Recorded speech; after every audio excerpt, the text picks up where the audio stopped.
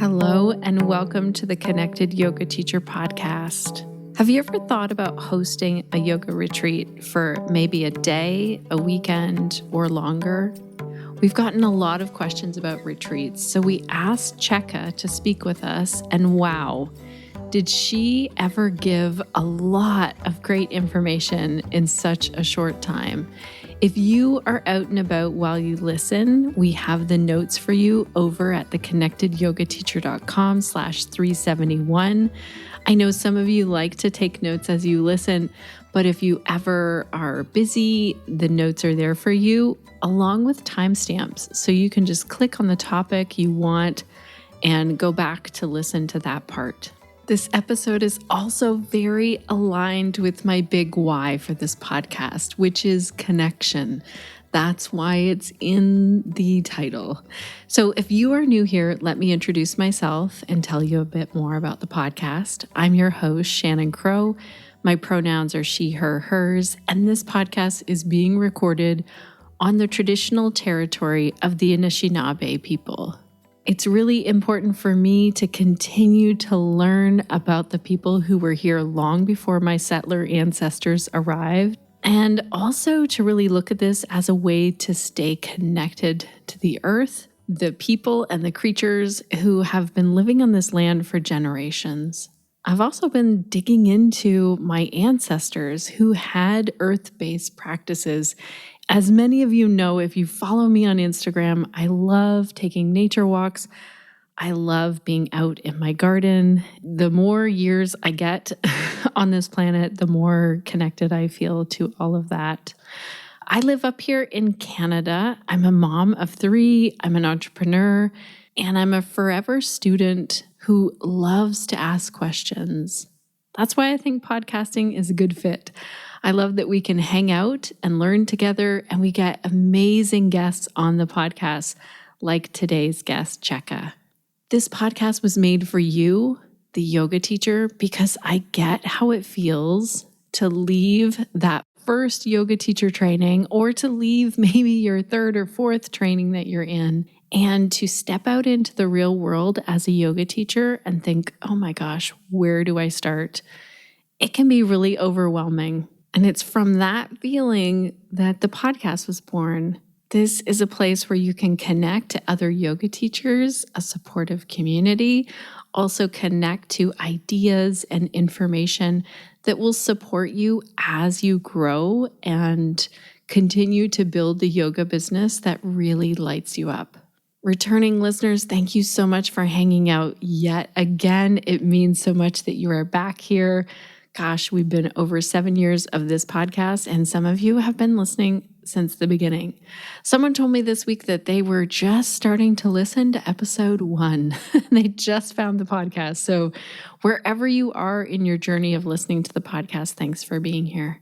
Today's episode is made possible by OfferingTree. So many of you know that I use and love this software in my own business because it automates everything from bookings, payments, Zoom links, reminders, and so much more. And we have a special podcast listener discount code for you over at OfferingTree.com/Shannon. And today's episode is also made possible by Pelvic Health Professionals. Some of you know that is my super passion, connecting pelvic health education and all of the benefits of yoga. And that's the work that I do over in our Pelvic Health Professional membership. I'm really excited that we've added a yoga series element to our offerings over the past year. It feels like this was the missing piece that our members are really excited about. And that means now you can do yoga with teachers who specialize in pelvic health. We have live classes as well as replays. You can learn from worldwide pelvic health experts as well in 1-hour calls where we really focus in on specific questions and topics. And you can ask questions anytime. You can submit your questions. And what we do is when you submit your question, we look for a guest expert, we book them, we pay them, and you get access to all of this, all of the trainings, workshops, yoga series, and past guest expert calls. And today I'm giving a free month because you are a podcast listener. If you would like to check this out, head over to pelvichealthprofessionals.com and use the code CONNECTED2024 when you join.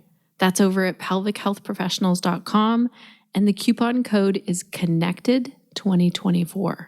Alrighty, let's get into today's episode. In recent years, more and more yoga teachers are offering yoga retreats. Retreats are a great way for yoga teachers to provide a new, more immersive experience to their students.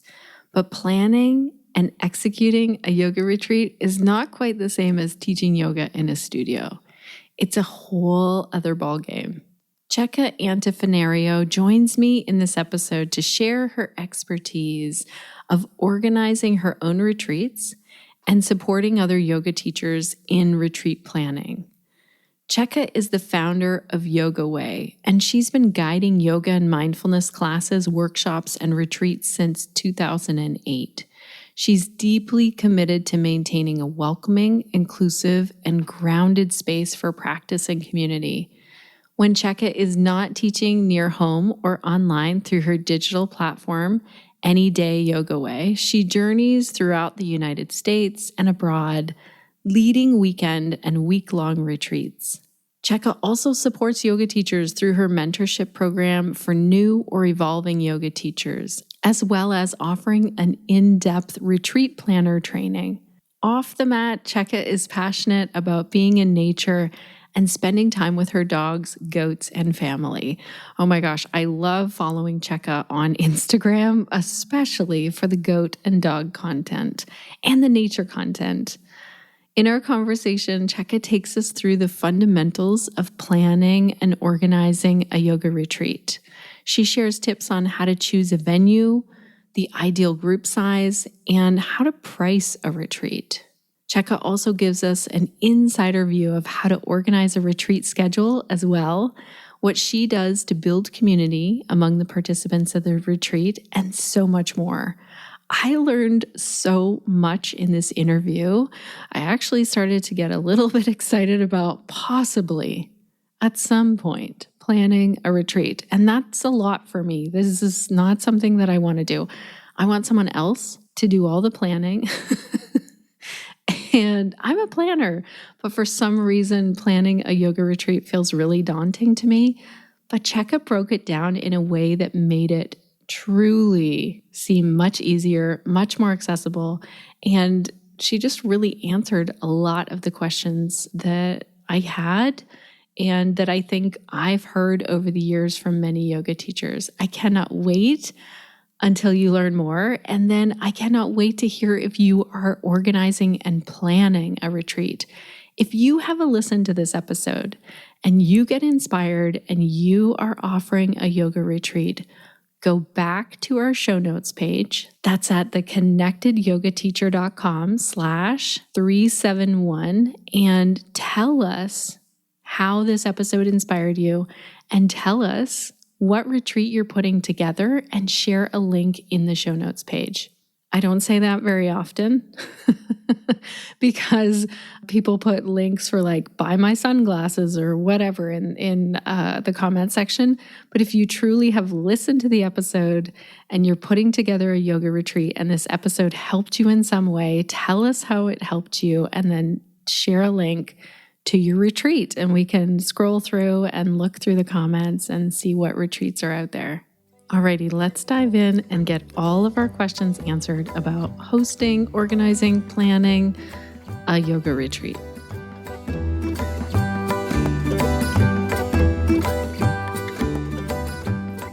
Welcome to the Connected Yoga Teacher podcast, Checka. It's so great to have you here today. Thank you so much for having me. I'm thrilled to be here. I'm excited that we get to talk about retreats. I just got a message from a friend of mine who I think she's been to a couple yoga classes. And she was like, look at this retreat. Doesn't that look great? Like, because it's near the end of the year when you and I are chatting. And she's just thinking she's a teacher and she's tired and she would like a little vacation. So I'm excited that we get to talk about retreats. Now, before we get into that, tell our listeners, What's the work that you do and who do you do it for? So, my name is Checka. Thank you, Shannon, for having me. I've been teaching yoga since 2008.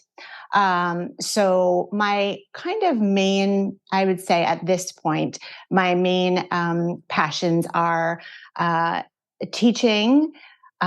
Always weaving in meditation is really important to me. That's a big passion of mine. And retreats have been something that have been very steady for me since 2011 was my first retreat. And I think the populations that I am most passionate about um, reaching and sharing space with and holding space for are people in the world who are living from their hearts, who are sensitive souls, and who are, moving through this world trying to spread as much peace and bring as much encouragement to others around them as they can, and in that need to be supported as well. I think that's really how I've kind of found myself rooted in my mission, is really to kind of help the helpers and support all the loving hearts that I can. Oh my gosh, I love that. Thank And you. that when I'm thinking of my friend who's the teacher at school and she's Yeah. supporting so many kids and so many Yes. parents, and Yes. that's a community right there that, like, she's a helper showing up all the time and sending Yes. me photos of, like, the things she's buying for her class, which is coming out of her own pocket, and um, really needing a retreat. And I know there are so many yoga teachers as well who either are thinking, yeah, I need a retreat, or I'd like to organize a retreat. So, where do we first start? If we think, okay, I want to host a retreat, what's like step one in the planning? That's a great question. So I think that if I could kind of back up even before step one, is sort of about just finding your own kind of most authentic way toward building community, because that's, really, I think the foundational piece that will make offering and running retreats so much less intimidating, a little smoother when you get to that process. So whatever that might be for a yoga teacher. So if you're, teaching in studios, if you're offering something online, maybe it's social media, putting out content in that form, which is not my area of expertise, but maybe that's something for you that you're really good at building community around. And essentially, when you're building that community, you're building trust and you're building that comfort in being in your presence. And I really think that that's kind of the most important piece, because I have found, for the most part, people are coming on retreats with teachers that they know and they feel, again, comfortable in their presence. And it doesn't mean you have to have spent 1,000 hours with someone, but I think that's kind of like the first step. If I could just briefly talk about my very first retreat, I mean, again, this was in 2011, so a different time in the whole yoga sphere, but I didn't kind of say, oh, I'm going to go out and lead a retreat. What actually happened was a group of my students, I was teaching at a college at the time, and they were like graduate students for the most part, and some people that worked at the college, they kind of proposed it to me. They're like, could we have a retreat? And I was like, whoa, maybe, could we? I don't know. That was sort of like the first thing. So it really came out of that community. And, I was able to put something together that was at a little place in Vermont, that I ended up going to a whole lot. But it was really that kind of started from that community place. So I think that's like the first step, or the first pre-step. And then when you're like, okay, I'm gonna take this on, the second thing I would say is to think about why. Like, what is your mission with the retreat? What is like lighting that fire inside of you to gather people together and hold space over a period of time? Maybe it's a day retreat, like 6 or 8 hours. or a weekend, or you're diving into something, something longer, but really to, feel into your why, because from there it's going to help you as you start to choose your location and how many people you want on the retreat, and all of those details, which we can talk about as well. But I just thought I'd kind of talk, because I think those things, those kind of inner motivations are really like the first things that have to kind of come for you to see it through. Oh, I love this. I love that we're working on building that community even before we put word out there and say, because I think the misconception is that we will put this amazing retreat together, throw some pictures up, and then people will be like, oh, yeah, that's the retreat for me. And they'll just find it online. And there are tons of retreats online. Yes. Yes. Okay. So we could build that community in our yoga classes. I've seen that happen so many times. People are in a yoga class and they're like, we should, like, especially here where I am in Canada, they're like, we should go somewhere warm and do yoga. Yeah. Why don't we do that for a week? Exactly. Okay. And then knowing your why. Yeah. Are there any notes that you'd say, like, maybe this is where the why is fuzzy, or we could kind of drill down? Because I feel like people might just say, well, my students asked for it and I think it'd be fun to travel. How strong does that why have to be? That's a great question and a great way to ask it. I actually would say it needs to be pretty strong, because retreats, I would venture to say, for most yoga teachers with whom I've worked, because I do help folks with retreats as well, most of us, if you have a retreat offering kind of out there, meaning what I mean by that is it's advertised, you're taking registrations, you're talking about it, it's usually going to be amongst, if not the kind of top priority you have going on at that moment, because it's a big extension for a yoga teacher or a yoga business. There's usually a healthy financial investment into it, and you're not booking people for a class, right? It's maybe a whole weekend, a whole week. It's a big thing. So you want to have a deep well of motivation behind it and passion about it, because one of the things that is important to do is to really be able to speak often and deeply and enthusiastically about it. One of the things that I see people doing, and I totally understand it, because we don't all love talking about ourselves and what we're offering all the time, but people will kind of mention a retreat once to their class and then they don't mention it again for 2 weeks. And, someone will be like, but this is the first time hearing of it. It's like, well, I said it 2 weeks ago. Well, I wasn't there. So that's why I kind of think the why has to be pretty deep. You essentially have to really want this retreat to happen. You know what I mean? I had an interesting moment with somebody who was sort of a casual mentor of mine a few years ago. And I thought I'd been teaching yoga for a while. I sort of had a lot of experience. I was working as a mentor myself, but this moment really stuck with me because I was essentially trying to ask about something else in my yoga work that I didn't have a lot of time for. And it was kind of fading because of that. And I essentially was asking the question, how can I sort of keep this part alive with minimal effort? And they said to me, but doesn't it make sense that where you put your attention is where things are going to thrive?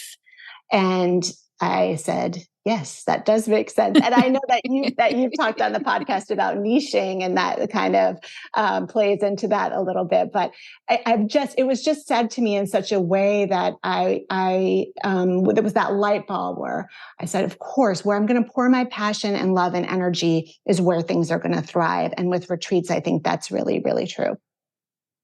Oh my gosh, I love that story. And I know those moments where you're like, yeah, you could hear something over and over again. It could be a saying, it could be something that we know. And then all of a sudden, bing, like, oh, Yes. this really applies to me right in this moment. Yes. Yeah. Okay, so we've formed our community. We have a strong why. What about the length of time we do this for the first time? Should we like make it small or just jump in and go for a week? I think that's a great question. And I've had folks whom I've helped out and mentored with retreats do like all of the above.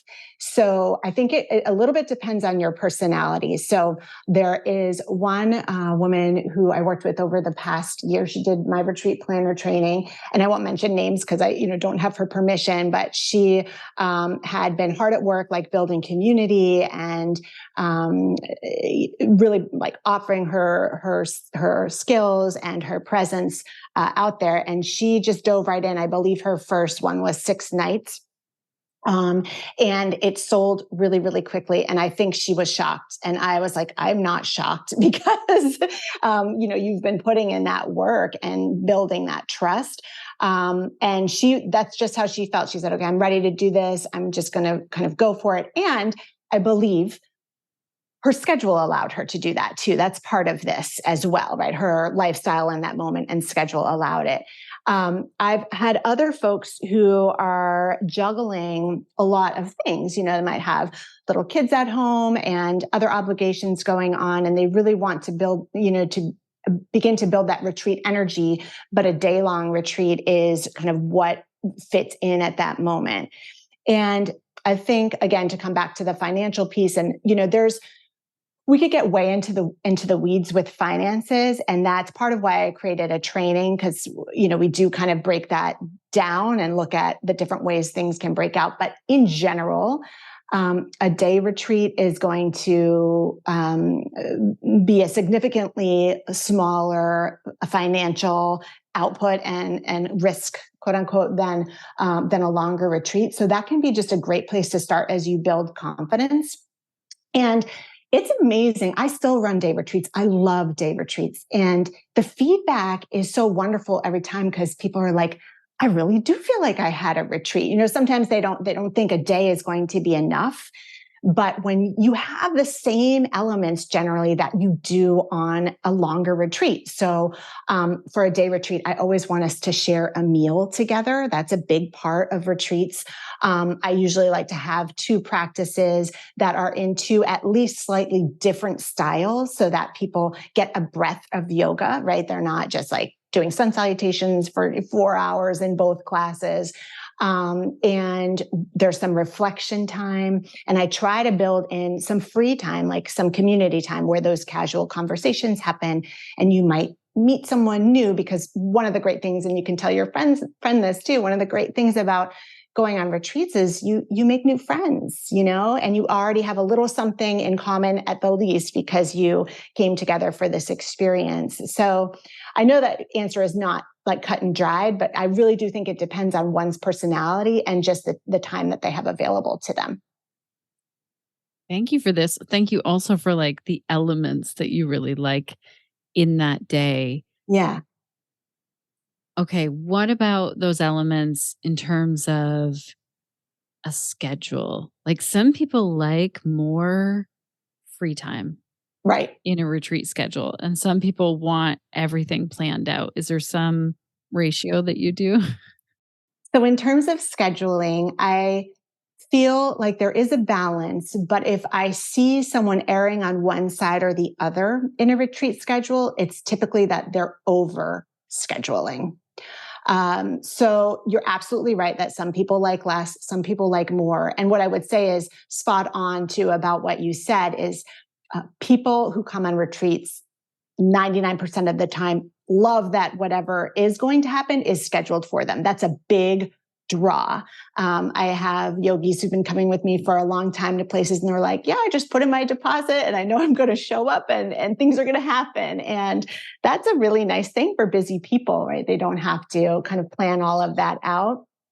But I think that when you go somewhere, it could be a once in a lifetime trip for people sometimes. So there's a real temptation to kind of pack in as much as possible. But we do need to remember that if we are running retreats, we're running retreats. It's by nature supposed to be a time to step away from the busy routine of day-to-day life and have some pause for reflection in there, for rest, for time to just be, and also to digest and process everything that they're working on in your programming. One of the things I talk about in working with teachers is, are you offering something that has a more contemplative vibe, or is it more of like a yoga vacation vibe? Because those are sort of two ends of the spectrum and there's everything in between. So I think it comes down to being clear on what it is you want to offer. And something I talk about a lot and that I've had to learn and hone is to get also very clear in your messaging about it and how you write your retreat description and what you say on your social media and when you're talking to people. I think when I began running retreats, I wanted everyone to come and I wanted to sort of have it be the retreat for everyone. And I've learned over the years and through student feedback and just listening and becoming more comfortable in my own skin, talk about really what this retreat is going to be like.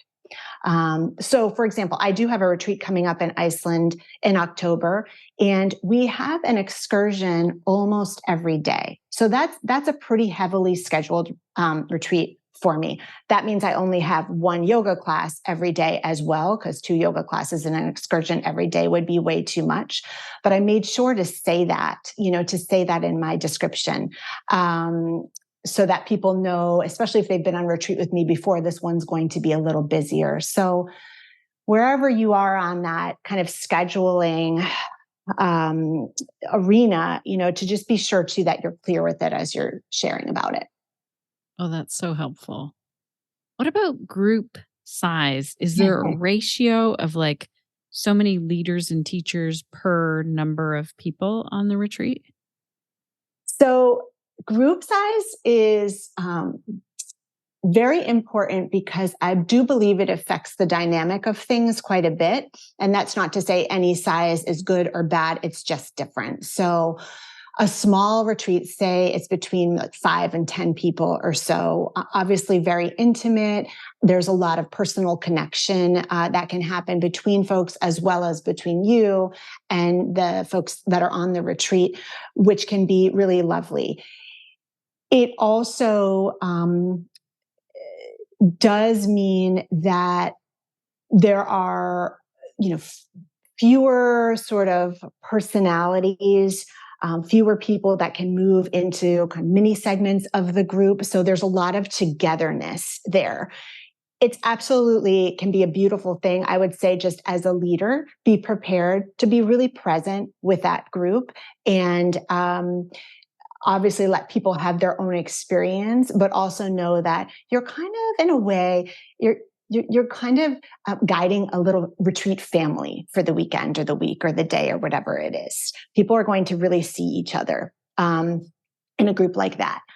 I absolutely love the like 11 to 24, 25 kind of group. That's a pretty big range.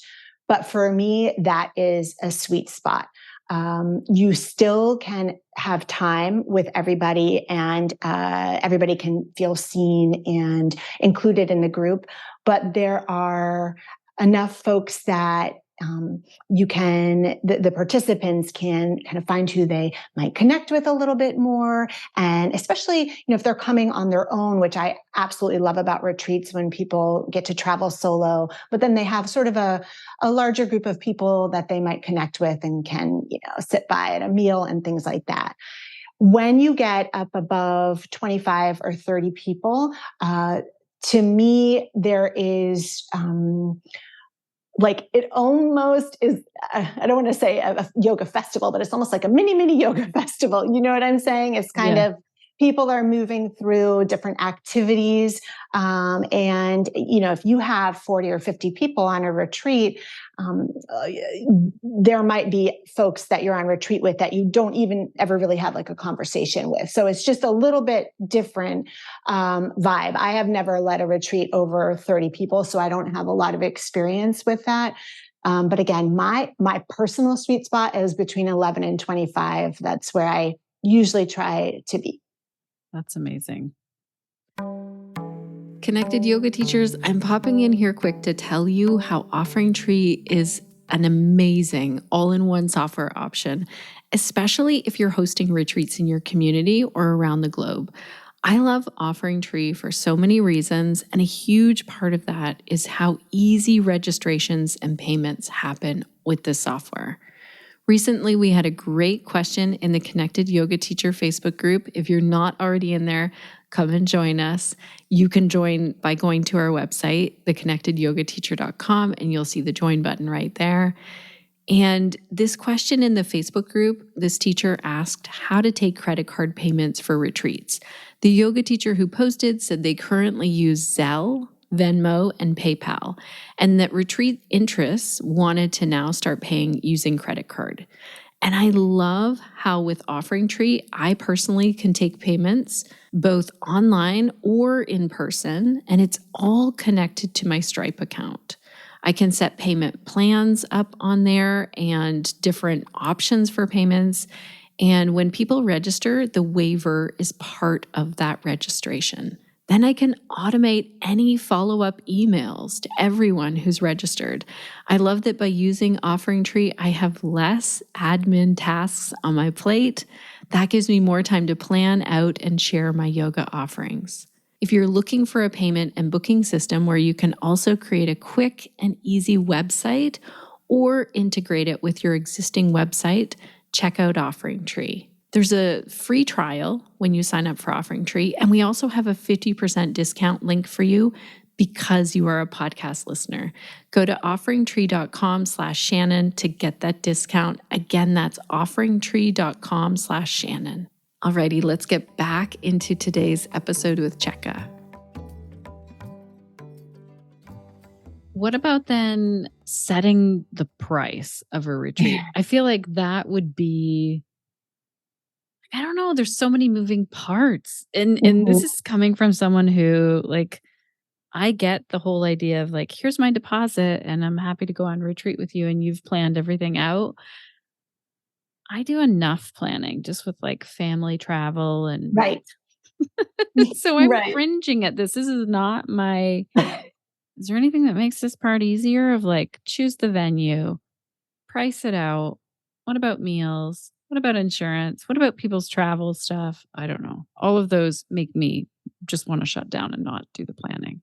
I understand that. Yes. And it is a lot at first to digest. And then as you go, it of course becomes, like most things, much simpler, much easier to take in the different options that are offered to you and understand like what steps you want to take. But there's no question that it's a lot at first. So let me address something that I think people won't necessarily know if they've never looked into hosting retreats, about how your pricing from a retreat center might work. Is that okay to discuss? Yeah.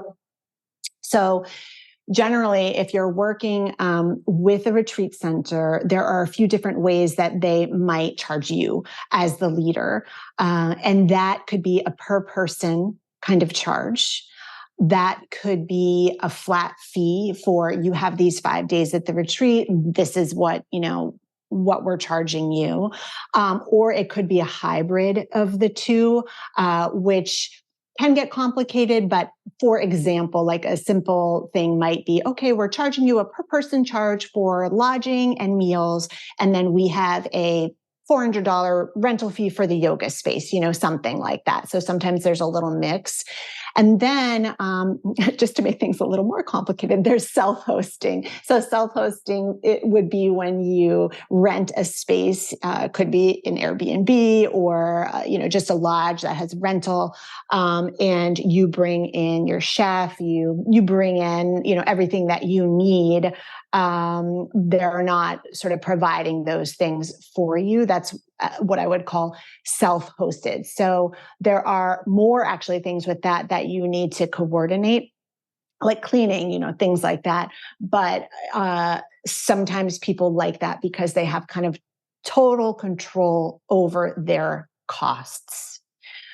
So those are sort of the different things that you're presented with as a teacher. And when it comes to pricing things for your yogis who are coming on retreat, what's really important is to understand the full realm of costs that you are looking at. So sometimes per person pricing is a little easier in that regard because you can say, okay, I have exactly this many people. So every new person that's added on, I have my instructor earnings that come on top of that, and that can feel more straightforward. When it is sort of like a flat fee, you don't know exactly how many people are going to come. So you need to price out some different models, right? Of how many people you think may sign up. I always encourage people to be cautiously optimistic about that, right? So you want to, hope for the best, but also plan that there could be smaller numbers than you ideally would want, so that you leave yourself in a positive situation. And then, something else I'll say about pricing is do your research around what similar types of retreats are, what the pricing is, maybe in your area, get a lay of the land. That doesn't mean that you have to follow the pricing of other teachers. I think if anything, it just is a little more empowering towards you to kind of see, because what you're most likely going to see is a range of things when you do that research. But you'll feel a little more grounded instead of just kind of launching a number out there that you feel like you pulled out of the sky. And also, and of course, you've heard me say this word a lot because I don't know what I would do without mine, but, maybe find a mentor, find someone you can talk to, and who you can bounce things around with.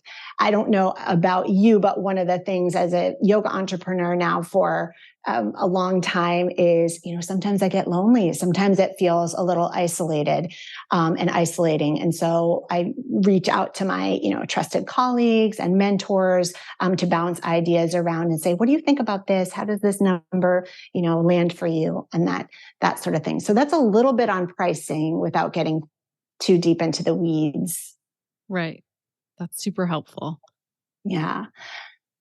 And then, oh, sorry, go ahead. Oh, no. I think you had asked about setting. Did you ask about setting? I asked about, like, I listed out like food and insurance and all the things there. Right. So, thank you for the reminder. So that's one of the great things about working with a retreat center is that generally they're going to take care of logistics, things like the food and getting people, say they're flying in or they're taking a train in, something like that, getting people to the center and all of that important stuff. So you can focus more on the teaching piece. One of the things I have learned over the years is, for me personally, when I begin to talk with a retreat center, the communication piece is very, very important. I am absolutely not somebody who needs everybody to respond to things immediately. I try to actively work against that kind of immediacy culture. However, to have a steady and friendly and comfortable rhythm of communication with whomever my contact is really important, because I find that carries through to your actual experience at the retreat center. So if I'm beginning to talk with someone and I'm finding I'm having a hard time getting information or kind of clarity in the communication about what it is they're offering, that usually to me gives me a little bit of pause in working with the center, because I do want those logistics to be, well handled. And I'm so glad you asked about insurance. What I tell people to do is, if they want to be sure, so if they have yoga teacher insurance, call up their insurance company and ask what the coverage is when they are teaching out of state and out of country. And if there is a limitation to that, and they're intending on running retreats and they want this to be part of their career, it may be worth, looking into different companies, because there are insurance companies that do cover. Mine is Philadelphia Yoga Teacher Insurance, and that does have coverage for me. So that makes it very easy. And then some locations where you teach will want to be added as an additionally insured on your insurance policy. So you can just ask them about that. Perfect. Okay, that's making me feel a little bit better that I don't have to, if I ever want to do this, I don't have to do all of the planning. I could find a retreat center that would be that. What about some of the Absolutely. hiccups here? Because I remember hearing from a couple of friends like, oh, we went on a yoga retreat and we weren't allowed to have coffee. And these people were Yes. so upset about this. Or another one was like, you know what? The retreat leaders seem to just be off doing their own thing, like having a vacation. And we kind of felt left on our own. Like, what about what are the like, maybe consider this. You literally named the top two. And I'm one of the coffee people. So I need to have coffee on Like my if you're gonna wean people off coffee, maybe that has to be their idea. has to be their idea.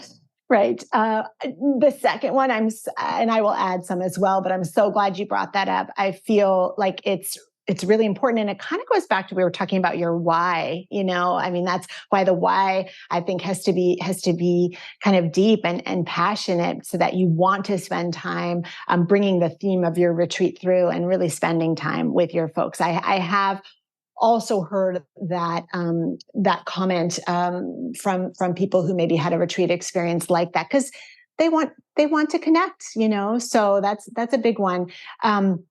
One thing that I will add to that, because I think that this doesn't seem like a big deal, but it can end up being that.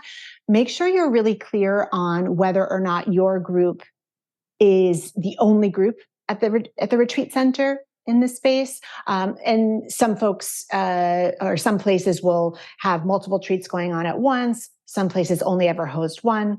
Some places it depends. It is a hiccup only if folks are prepared for one and they get the other.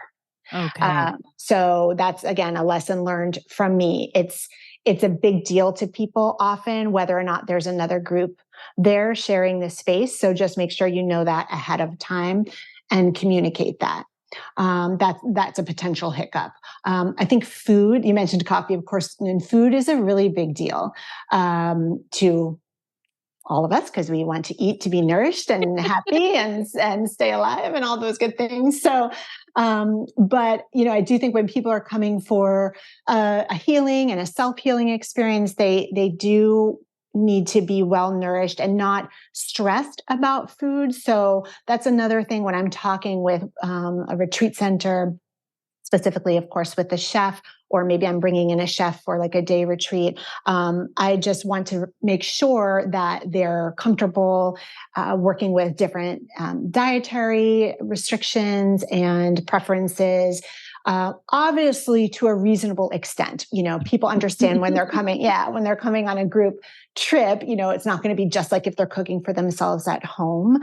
But little things go a long way. If you've got folks who eat vegan on your retreat, and there's a beautiful dessert, and somebody's gone to the effort of making a vegan version of it, so they can also enjoy that. That's a big, big deal.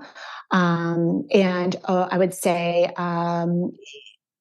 it's also very important to understand and be clear with folks about if there is or is not alcohol present at the retreat, if that's going to be allowed or not allowed.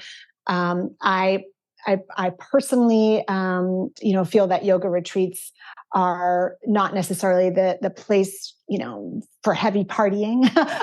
But, there are maybe folks maybe having wine with dinner and that kind of thing. So that's important because, again, if it's something unexpected, that can be a little bit of a hiccup. And then travel, the travel piece is just an area of our lives that can be prone to hiccups because there are, flight delays and unexpected things that can happen. So most yoga teachers and yoga retreat leaders are not like travel agents, right? So this, as of the point of contact, along with your retreat center host, this can be something that it can create a little bit of anxiety, a little bit of stress if there's weather and flight delays, things like that. But again, it's something that kind of comes with time, and to relax into the unpredictability of that. I've led dozens and dozens of retreats. People have been delayed. Things have happened. It works out, things might not quite go according to plan, but you as the leader, if you respond to the situation with calmness, that tends to make everything overall a little bit more calm. So I've, had to learn that as I go, because I'm naturally kind of a more reactive person. That's why I love yoga so much. So just taking that pause, before you respond. And one more piece on that, as the leader, if you can, especially if it's a more distant retreat, it can be really nice for you to get there a little bit early, like a night early, just in case you have a delay or just to kind of get yourself grounded. I don't do that every single time, but when possible, I try to get myself there ahead of time. It just tends to help me welcome everybody else a little more smoothly. How do we form community and connections when we're there on retreat, when everybody might be, maybe these people know each other from your community yoga class, but maybe they're complete strangers, and I don't know if it's like my age or it's the way the world is or it just appears that way. It feels like we've had a lot of dividing things in politics and the news. Mm-hmm. What about when people are coming in with very different, nuanced personalities and all their goodness, which sometimes, like you said, okay, this is going to be, if it's a small enough spot, it's like a family vacation. We know how those go. Like if you have to go away with some family, I don't care if you love these people to bits. Like it can be challenging. How do we form connections instead of like drama? Yes, that's a great question. So, I'll start with another lesson that I learned from a mentor, because it was a couple of years into my running retreats. And at the time, I also was leading children's yoga teacher trainings. Children's yoga is something that I did for a long, long time and absolutely loved. So I was definitely in the neighborhood of trying to micromanage people in their experiences. And I believe it came from love. I wanted everyone to have, a really good, connected, lovely experience. And this lovely teacher of mine said, Checka, what if you just allowed people to have their own experience? And I was like, I'm laughing because that would be me. I'd be like, oh my gosh, so-and-so is like upset about this small detail over here. Okay. Yes. Okay. And so I again, it's just one of those lessons that stuck with me. So I like to pass it along, take some of that pressure off of your shoulders to begin with. So that's the first thing I wanted to say. But that being said, you did volunteer yourself to be these folks' leader and guide for the day or the weekend or the week. So of course, there's a responsibility in holding space for everybody within that. So one thing that is a non-negotiable for me is an opening circle. And I know that some people get anxious circling up and facing, each other and people that they don't know. And I am compassionate towards that, and I do understand. And that is one of the reasons why I never have like forced talking on a retreat. Not everybody needs to share, but I like everyone to be in the circle so they understand, even if it's a bit squirmy for them at the moment, that we are all included. We are all here together. And there usually is some option to share during that opening circle. And I'll tell you, it's kind of amazing, even if it's just a day retreat. By the closing circle, which is also a non-negotiable for me, generally there are far fewer people who might opt out of saying a little something, and a higher comfort level, within that closing circle. So I love to see that. And I think that in terms of the polarized element and the division that we do unfortunately live amongst these days, we are not responsible for changing that very large dynamic. I think that in your teaching and in your messaging, in your classes and what you're saying, that what you want to share as perhaps a way for people to feel connected and find what brings the human family together is a good place to start, and to trust that that is going to land where it needs to, and hopefully kind of infuse it into the retreat community. And the other thing I would say is have fun. I talked earlier about you can have a more contemplative to it, like a vacation vibe, but I think there should be some laughter on every single retreat. Have fun, like have a little dance party in the middle of yoga class, like let people sit around a fire and just joke and tell stories from their lives. I mean, I think like breaking that ice down and just letting people be a little silly, a little goofy can go a really, really long way. So I think laughter, I mean, it's the big cliche, right? Laughter is the best medicine, but my goodness, it really is. So if you can get people laughing, sometimes teachers will bring like a fun game along, like apples to apples or something like that, and play that one night, play charades, something silly like that. That can really help to kind of just keep the vibe fun and bright together. Oh, I love this. Thank you for this amazing amount of information. If our connected yoga teachers want to learn more from you about hosting retreats, where should they find you? So my website is yogawayretreats.com. So it's just yogawayretreats.com. They can find me there. And on social media, I'm Checka @Yogaway. And yeah, I do individual mentoring, and I have a retreat planner training. I don't have any dates currently scheduled. It's online, so people can do it from anywhere. And I'm sure I'll run it again sometime in 2024, but I don't have those details just yet. Okay, perfect. We'll put links to your social media and your website in our show notes. Is there anything else that you'd leave with yoga teachers who are thinking, okay, I'm going to do this. I'm going to plan a retreat. Is there any gosh, I wish I would have known this before I jumped into some of the retreats? I think actually what I want to say is to cheer people on and say, if you're feeling that calling, to go for it, because people really need this kind of energy right now. People need to come together and feel like there are other warm and loving and laughing hearts in the world, and share a space that is nourishing and full of that camaraderie.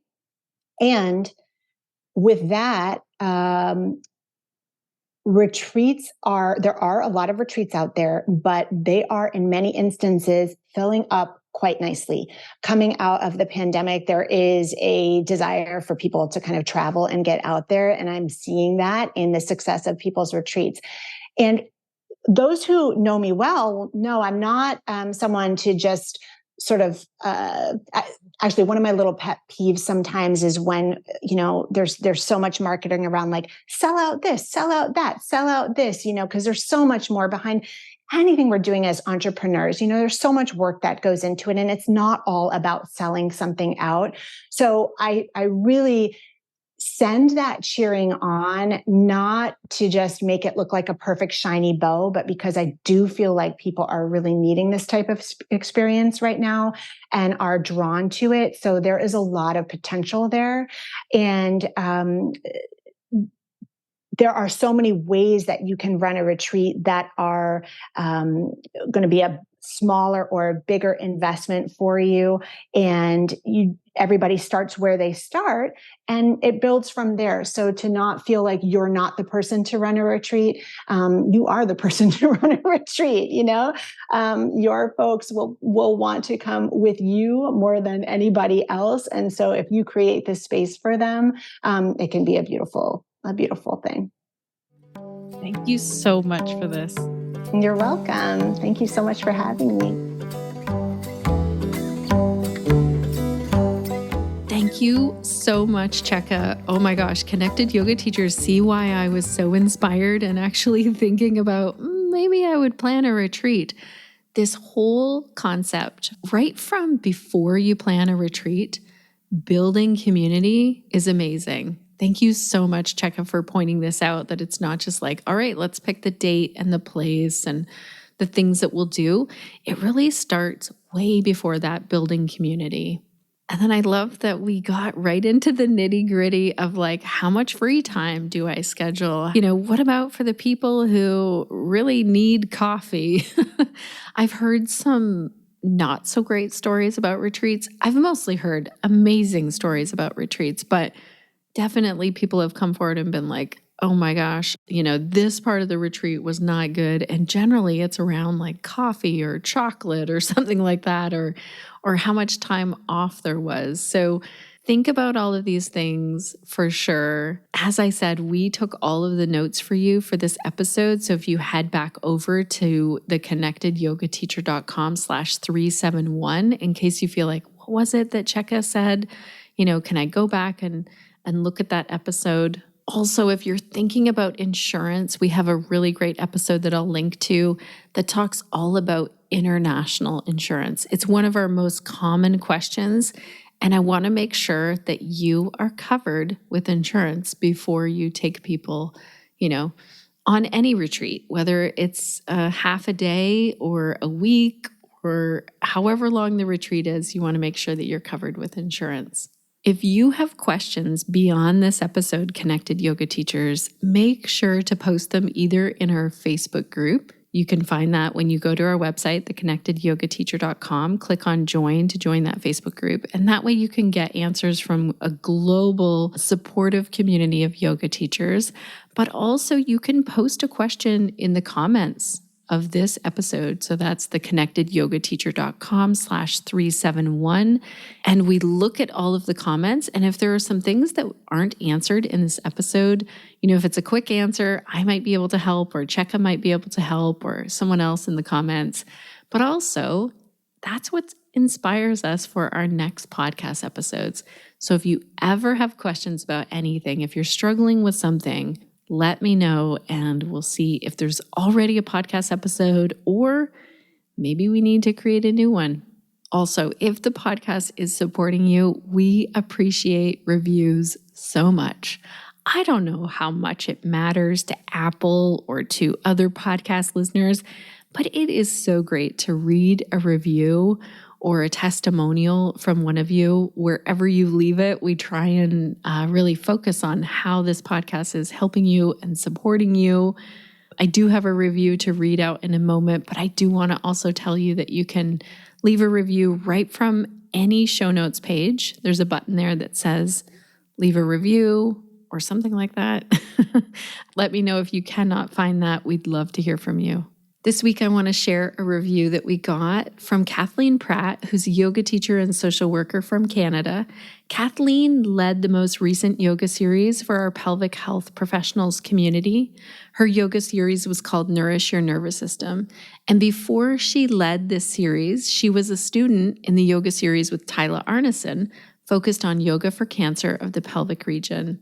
And here's what Kathleen said about that yoga series with Tyler. I wanted to express my gratitude for the Yoga for Pelvic Cancer series. It was different than what I expected, a gentle yoga class. And this challenged my thinking in a good way. I started to see how activation, strength, and physical challenge could be transformative for people who experience significant changes from pelvic cancer and treatment. I learned some new ways to strengthen my own body and brain with movement. Thank you so much, Kathleen, for giving me permission to share your words here and also for being part of the pelvic health professional community as both a teacher leading us and also as a student practicing with us and as a longtime supporter and member of our pelvic health professional community. It means a lot. If you would like to get access to all of our yoga sessions, along with the live calls, trainings, and workshops in Pelvic Health Professionals, visit pelvichealthprofessionals.com. And because you are a podcast listener, we have a coupon code for you so you can check this out at no charge for 30 days. Use the code CONNECTED2024 at checkout.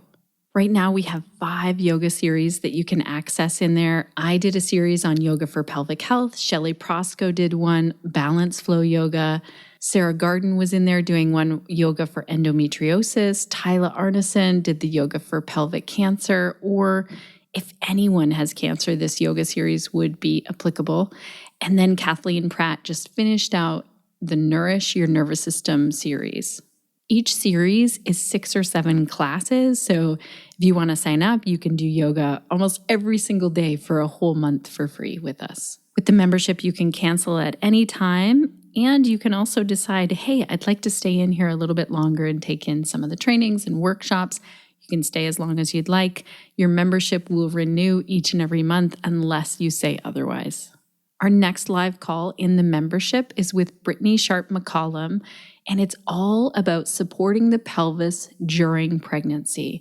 So if you currently teach to pregnant bodies or postpartum bodies, I would definitely check out this call.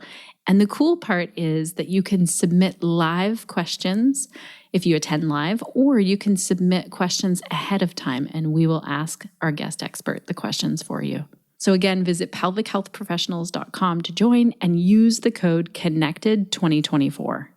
If you have thoughts, comments, questions for the podcast, and you'd like to share your voice, which we may share on the air, let us know if we have permission to share it. You can leave us a voice message that's over at theconnectedyogateacher.com. There's a button there on the right-hand side. Look for the button, click on it, and leave us a voice message. One other final note that I'd like to close with today. You know those great rabbit holes that you can find yourself going into on Instagram, or am I the only one that does that? This week, a quote that I saw online really moved me. It's a quote by Winona LaDuke, who is an environmentalist, and I want to learn more about Winona. I feel like I had not heard of her before, and I don't know enough yet about her. I just looked up quickly, who is Winona? This quote, shout out to Yoga for Humankind on Instagram. I didn't know about Yoga for Humankind either until I saw this quote shared. They shared this, and when I got looking at their website, I love that this is one of the things that it says on their website. It says, weaving trauma-informed yoga, embodied mindfulness, somatics, social justice, and earth-based wisdom, we offer healing-centered personal and professional programs and services to nurture well-being, connection, and a thriving world for all. I love it so much. I love that there is social justice and, earth-based wisdom is in there. It just feels like, wow, this exists, this niche yoga offering. And I'm going to look more into Yoga for Humankind, I reached out to them in a private message, and maybe we can find out more about their organization and the work that they're doing. They shared a post, and I want to also give credit to Christine Tyler Hill, an illustrator, storyteller, crossing guard, and lover of places and people from Burlington, Vermont. You can follow Christine on Instagram over at Tender Warrior. Christine made a beautiful graphic out of the quote by Winona LaDuke. I'll share it on my Instagram. That's over at The Connected Yoga Teacher. And I'm sorry, I'm giving you like a lot of things. I just want to give credit to how I kind of found this. So it was because Yoga for Humankind had shared it. And then I got looking, Christine had made it, and Winona LaDuke is the person who said the quote. So I wanted to make sure to give credit to everyone in there. And I'll tell you what the quote is here. 1 second. There is no social change fairy. There's only change made by the hands of individuals. So again, there's no social change fairy. There's only change made by the hands of individuals. Finding all of this and seeing how beautifully Yoga for Humankind is weaving social justice in with their trauma-informed offerings feels like this really soothing balm for my yoga-loving heart this week, especially because a yoga teacher reached out to me. They're taking a yoga therapy training right now. They told me that one of the lead teachers was talking to the entire group about how social justice is not in the scope of practice as a yoga teacher. So this quote, there is no social change fairy, there's only change made by the hands of individuals, that feels much more accurate than saying this isn't up to us as yoga teachers. So I want to just put it out there. If you're a yoga teacher or your lead trainer or anyone you're connected to in the yoga world is saying that we as yoga teachers cannot talk about social justice, cannot be involved in social justice, I have a few questions to ask them. First of all, what about the 8 limbs? Which of the 8 limbs is actually connected to us working as a collective for social change? Also ask them, especially if they work as part of a healthcare team, if they think that doctors and healthcare professionals are told that social justice is not within their scope of practice.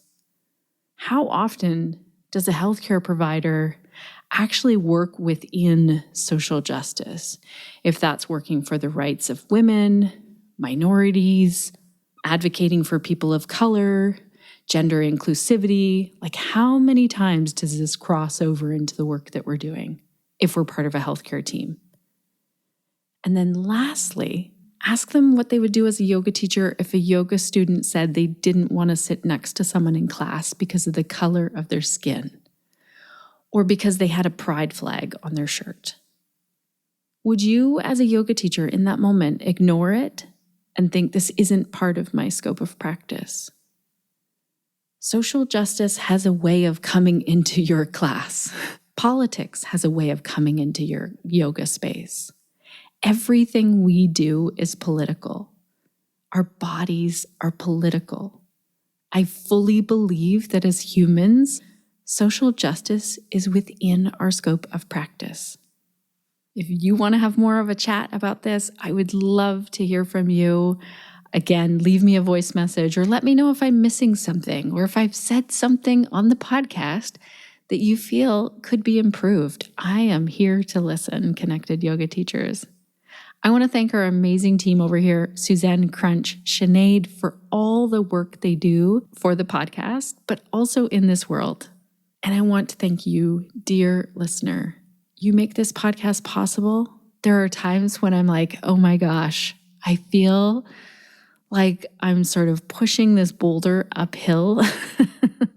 In the yoga world, there can be many messages of like, yoga is just exercise, or here are the stretchy pants for you, or this is, a way to avoid everything that's happening in the world. But all of you who have been listening to the podcast for a while, who have been hanging out and learning right alongside me as I've learned, so much more about yoga on and off the mat. My heart is full of gratitude for you. Thank you so much for being here along this journey. And I'm going to leave you with a question. What will you be doing this week to stay connected to yourself, your yoga practice, and to your community so that you can share the yoga that lights you up?